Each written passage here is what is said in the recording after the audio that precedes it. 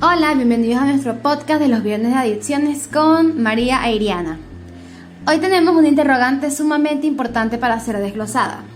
La pregunta es, ¿por qué una persona llega al consumo de sustancias? Es decir, ¿cuáles son los factores que inciden en esta interacción con el consumo de esa sustancia?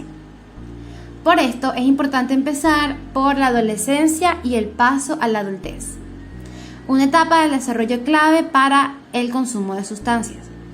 Erikson nos dice que la adolescencia es un periodo caracterizado por el cambio en las distintas facetas de la vida. En esta etapa del desarrollo, la persona tendrá como una de las principales tareas la elaboración del concepto de sí misma, es decir, de su identidad, frente a la confusión reinante en su vida en ese momento. Esta tarea implica sucesivos estados de identidad en los que el individuo ha de comprometerse activamente para solucionar las distintas crisis: difusión de identidad, aceptación sin raciocinio, moratoria y por último el logro de la identidad.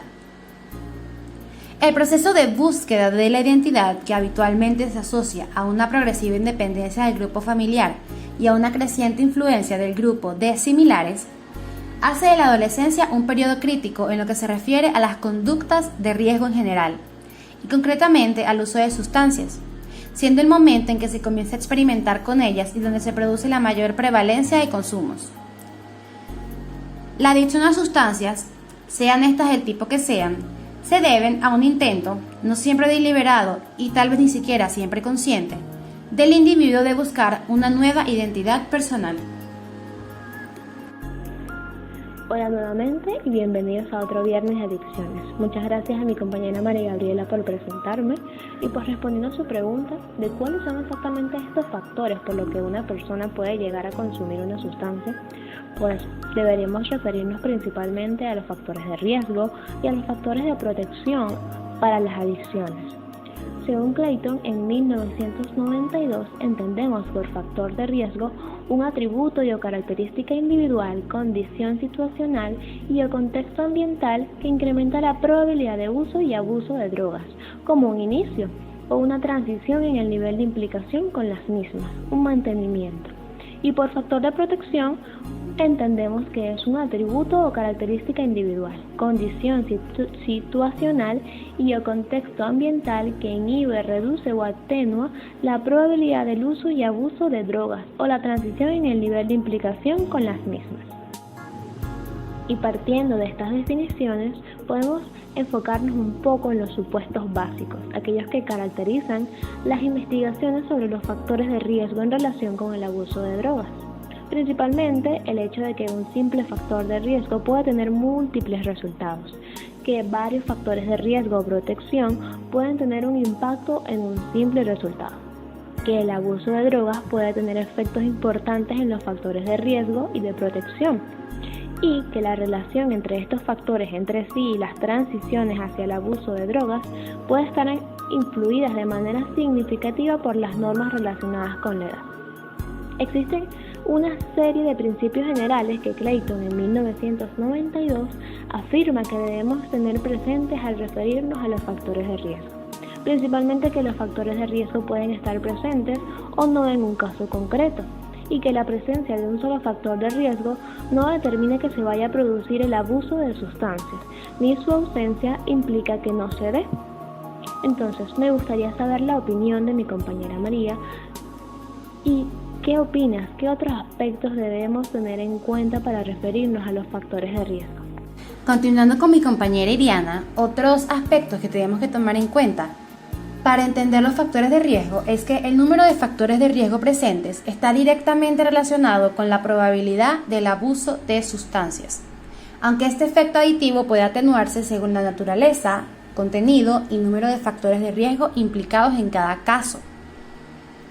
De hecho, la mayoría de los factores de riesgo y de protección tienen múltiples dimensiones medibles y cada uno de ellos influye de forma independiente en el abuso de las sustancias. Por último, las intervenciones directas son posibles en el caso de algunos de los factores de riesgo detectados y pueden tener como resultado la eliminación o la reducción de los mismos, disminuyendo la probabilidad del abuso de sustancias. De hecho, mi amiga Iriana va a explicar un ejemplo excelente para poder entender estos factores de riesgo y cómo influyen en todo este proceso de cómo la persona puede acercarse o puede tener un contacto inicial con el consumo de una sustancia en específico. Ahora, luego de haber conceptualizado los factores de riesgo y los factores de protección, podemos dar un pequeño ejemplo. Este ejemplo está basado en la película Moonlight, ya que está en un detallado estudio de un personaje denominado Chiron, que nos presenta 3 etapas de la vida de un chico afroamericano que vive en Florida. ¿Por qué escogimos esta película? La escogimos porque representa ciertos factores de los cuales una persona puede llegar a consumir una sustancia. Estos factores de riesgo pueden ser principalmente el familiar, ya que Chiron es criado por una madre soltera que sufre de un problema de adicción a las drogas, un consumo de sustancias psicoactivas por parte de sus figuras parentales. Además, más adelante en la película vemos que Chiron consigue a la figura paterna que tanta falta le hace, Juan, quien es vendedor de drogas. Poco a poco vemos al adolescente luchar contra la depravación económica y la disponibilidad de acceso a las drogas en su área. Este factor sería el factor comunitario. Y también podemos notar que el factor de compañeros e iguales se hace presente, ya que nuestro protagonista tiene una amistad con Kevin, quien es uno de sus mejores amigos de la infancia y por quien comienza a desarrollar sentimientos más profundos que los llevan a explorar su sexualidad. A pesar de que muestra una actitud favorable al consumo de drogas, esto inhibe las conductas de riesgo típicas de la adolescencia. Finalmente, nos presenta el personaje en una vida adulta, un hombre que detrás de su fachada de rudeza esconde un alma destrozada que anhela encontrar la felicidad. Ahora vamos a tratar de realizar un acercamiento a los factores de riesgo siguiendo el esquema propuesto por Becoña en el año 2002. El grupo número 1 son los factores familiares. Dentro de este grupo, los factores de riesgo son el consumo de sustancias psicoactivas por parte de los padres, baja supervisión familiar, baja disciplina familiar, conflictos familiares negativos, historia familiar de conducta antisocial, actitudes parentales favorables hacia la conducta antisocial y hacia el consumo de sustancias y abuso físico. Los factores de protección son el apego familiar, oportunidades para la implicación en la familia, creencias saludables y claros estándares de conductas adecuadas, expectativas parentales altas y una dinámica familiar positiva. El grupo 2 son los factores comunitarios. Entre los factores de riesgo dentro de este grupo tenemos a la deprivación económica y social, desorganización comunitaria, cambios y movilidad del lugar, creencias, normas y leyes de la comunidad favorables al consumo de sustancias, disponibilidad y accesibilidad a las drogas y la baja percepción social de riesgo de cada sustancia. Los factores de protección son un sistema de apoyo externo positivo, oportunidades para participar como un miembro activo de la comunidad, descenso de la accesibilidad de las sustancias, normas culturales que proporcionan altas expectativas para los jóvenes y redes sociales y sistemas de apoyo dentro de la comunidad. El tercer grupo son los factores de los compañeros e iguales. Dentro de este grupo, los factores de riesgo son actitudes favorables de los compañeros hacia el consumo de drogas, compañeros consumidores, conducta antisocial o delincuencia temprana y rechazo por parte de su grupo de similares. Dentro de los factores de protección se encuentra el apego a compañeros no consumidores, asociación con compañeros implicados en actividades organizadas por la escuela, recreativas, de ayuda, religiosas u otras, resistencia a la presión de los iguales, especialmente las que indiquen consumo de sustancias, y no ser fácilmente influenciable por el grupo de amigos. Ahora, en los factores escolares, tenemos que los factores de riesgo son un bajo rendimiento académico, bajo apego a la escuela, el tipo y el tamaño de la escuela, y una conducta antisocial dentro del lugar de estudio. En los factores de protección se encuentra una escuela de calidad, oportunidades para la implicación prosocial, refuerzos y reconocimientos para la implicación prosocial, creencias saludables y claros estándares de conductas adecuadas, cuidado y apoyo de los profesores y del personal del centro y un clima institucional positivo. Por último, pero no menos importante, tenemos los factores individuales. Aquí se encuentran los factores de riesgo biológicos, psicológicos y conductuales y rasgos de personalidad. También tenemos en los factores de protección la religiosidad, creencia en el orden social, desarrollo de buenas habilidades sociales, creencia en la propia autoeficiencia, habilidades para adaptarse a las circunstancias cambiantes, orientación social positiva, aspiraciones de tener un buen futuro, buen rendimiento académico y resiliencia. Ahora vamos a profundizar un poco más en los factores familiares. Sabemos que el grupo familiar es uno de los temas más estudiados en las adicciones, al ser el ámbito en el que la persona va desarrollando su personalidad. Claro, a través de las experiencias en este primer agente socializador. Uno de los principales factores es la relación de apego con los padres. Zimmerman y Beckerstoll en el año 2002 señalan que los adolescentes que crecen en una familia con un apego seguro, es decir, con posibilidad para tratar abierta y directamente sus conflictos, tendrán más probabilidades y facilidades para llegar al estadio de logro de identidad, mientras que la existencia de un apego inseguro se asocia al estadio de difusión de la identidad. En lo que se refiere al consumo de sustancias en la adolescencia, Schlinder y otros autores en el año 2007 señalan que esta puede interpretarse como una estrategia de afrontamiento inadecuada frente al estrés emocional y se relacionaría con la existencia de un apego no seguro. Un segundo factor de gran relevancia es el tipo de crianza, dentro de la cual debemos señalar dos dimensiones: control y calidez paterna. Schaffer en el año 2000 señala que juntas estas dimensiones configuran los 4 posibles estilos de crianza.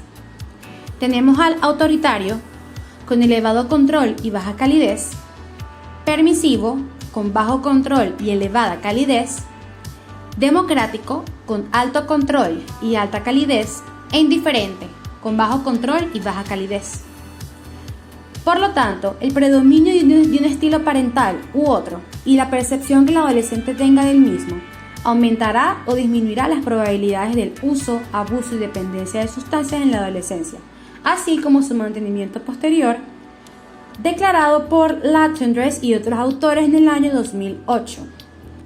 Entonces, Iriana, ¿consideras que el estilo parental repercute en el clima familiar? Cuéntanos un poco más acerca de tu opinión, por favor. Voy a responder tu pregunta de forma positiva, ya que sí, considero que el clima familiar y el estilo parental están íntimamente relacionados y que este es otro factor importante a tener en cuenta, especialmente en lo que a emocionalidad negativa se refiere. Además, la investigación muestra que a medida que aumenta la importancia que se otorga a la familia y a los valores que la rodean, especialmente a la proximidad y a la intimidad con los padres, incrementa la supervisión paterna sobre las actividades y amistades de los hijos y disminuyen en general las conductas de riesgo de los mismos y particularmente el consumo de sustancias. Seguidamente podemos hablar de otra variable que está íntimamente ligada a las presentadas previamente, la cual es la disciplina familiar. En este sentido, la inconsistencia en su aplicación, la ausencia de implicación maternal y las bajas expectativas de los padres facilitan el consumo de sustancias. Pero ¿qué ocurre si el consumo de sustancias no es por los hijos, sino por los padres? Estas actitudes hacia el mismo constituyen otro factor fundamental en el uso y abuso de sustancias. Así, una actitud más favorable y una conducta de mayor consumo por parte de los padres se asociará a un mayor consumo de drogas por parte de los hijos. En este sentido, la existencia de normas explícitas respecto al consumo de sustancias ilegales constituye un factor de protección hacia ellas.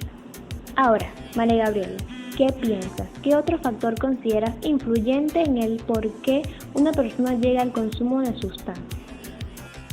Gracias por tu pregunta, Iriana. Considero que no podemos dejar de un lado a los factores comunitarios que ya los hemos mencionado anteriormente. Los valores predominantes. los estilos de vida y las creencias que el conjunto de la comunidad tenga acerca de las sustancias van a influir directamente en la elección de estas y en los patrones de consumo de las mismas. Según Becoña, en el año 2002, la deprivación social y la desorganización comunitaria son variables que se constituyen en facilitadores del mismo en presencia de otros factores de riesgo. Tanto una como otra suelen llevar asociadas una mayor probabilidad de que la persona se vea implicada en conductas delictivas y en el consumo de sustancias psicoactivas, que debido al entorno pueden llegar a cronificarse y convertirse en un estilo de vida, ligado en algunas ocasiones al desarrollo de una personalidad antisocial. Martín González y otros autores en el año 2006 también nos señalan que las creencias que la propia sociedad tenga acerca del uso de las sustancias y la percepción de riesgo acerca de las mismas también es un factor importante en el riesgo asociado al uso, abuso y dependencia. De hecho, está totalmente demostrado que existe una relación inversa entre el riesgo percibido de una droga en particular y el consumo de la misma. Así, a mayor riesgo percibido, menor consumo y viceversa. Por último, otro factor fundamental en el consumo de sustancias es la accesibilidad a las mismas, que ya lo hemos mencionado anteriormente, y dentro de esta su precio, de tal forma que cuando el precio es bajo, existe un mayor consumo que disminuye cuando la droga se encarece. Esto lo dice Chalupka y otros autores en el año 2002. Entonces, si ya sabemos que los valores, estilos de vida y creencias influyen en el comienzo del consumo de las sustancias, podría generarse de igual manera debido a sus relaciones interpersonales. Exactamente, María Gabriela. Sí se puede generar un consumo de sustancias debido a las relaciones interpersonales. Además, este es un factor denominado de compañeros e iguales. En la adolescencia, el grupo de iguales va adquiriendo una importancia mayor en la vida del individuo, a la vez que se produce una progresiva independencia de las familias. En este sentido, su papel como factor de riesgo y o protección para las conductas desviadas en general está ampliamente probado, tanto en su inicio como en su mantenimiento y especialmente cuando existen otras conductas antisociales. Pero además de esto, es posible un efecto directo. Esto existe también una influencia indirecta relacionada con los procesos de socialización y selección a la hora de integrarse en un grupo. Shen encuentra que el 24% de los casos, el mejor amigo de los adolescentes consumidores también realizan un uso de sustancias, frente a tan solo el 3% de los sujetos no consumidores. Como era de esperar, las actitudes de los compañeros hacia el consumo de sustancias y la percepción que el adolescente tenga sobre aquellas también es un factor de riesgo para el mismo, al incidir en las propias actitudes y conductas. Sin embargo, este factor va muy ligado a lo que son los factores escolares. Esto, junto con la familia, la escuela es uno de los primeros agentes socializadores desde la infancia temprana. Es por esto que su papel en la protección contra el uso, abuso y dependencia de sustancias resulta fundamental.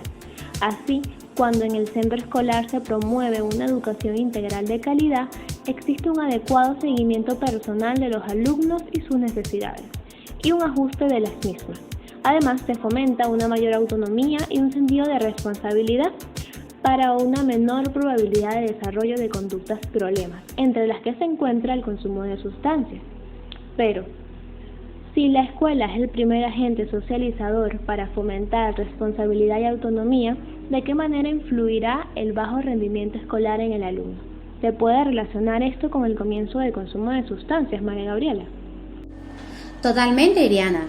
Pico y Kojax en el año 2010 nos dicen que otro factor que resulta importante para el uso de las sustancias es el rendimiento escolar, aumentando el riesgo de consumo cuando existe un fracaso escolar, independientemente de cuáles sean sus causas, y se constituye como uno de los principales factores de protección cuando los resultados son altos, lo que puede deberse a la experiencia de éxito que supone para el niño y el adolescente. Para continuar desglosando esta pregunta, ahora voy a explicar los factores individuales junto con mi fabulosa compañera Iriana. Yo voy a empezar mencionando los factores psicológicos y conductuales. Robert en el año 2007 nos indica que la comorbilidad de los trastornos por uso de sustancias junto con otros trastornos psiquiátricos ha establecido la patología psiquiátrica como un claro factor de riesgo para el consumo de sustancias, especialmente en el caso de la dependencia, precisamente por la relación bidireccional entre ellos, dado que la aparición tanto de problemas psicológicos y psicopatológicos aumenta la probabilidad del uso de sustancias en la adolescencia.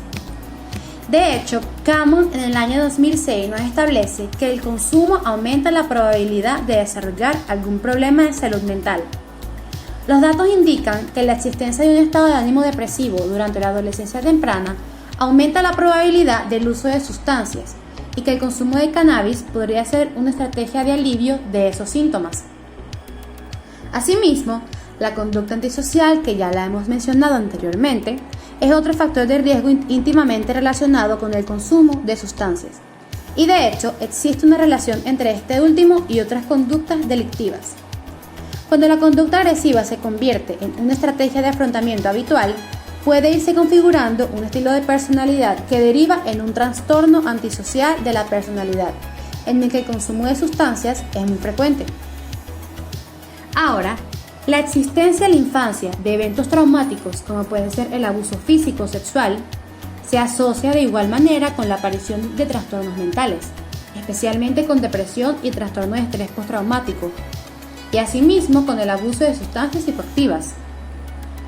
De hecho, los sujetos que sufrieron en la infancia alguna experiencia de este tipo tienen un riesgo 3 veces mayor de desarrollar una dependencia, llegando a ser entre 7 y 10 veces mayor en caso de haber tenido 5 o más experiencias traumáticas.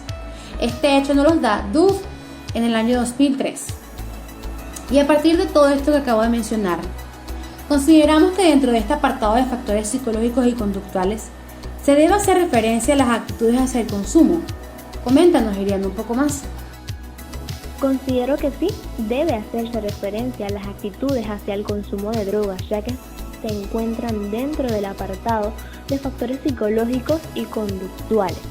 Existen investigaciones que apuntan y arrojan resultados a que una actitud más favorable hacia el consumo se relaciona con una mayor experimentación, con una distorsión en la percepción de riesgo y en las creencias erróneas acerca de los efectos de las drogas, una menor resistencia a la presión grupal y una mayor disposición conductual al consumo, y por tanto con una mayor probabilidad del mismo.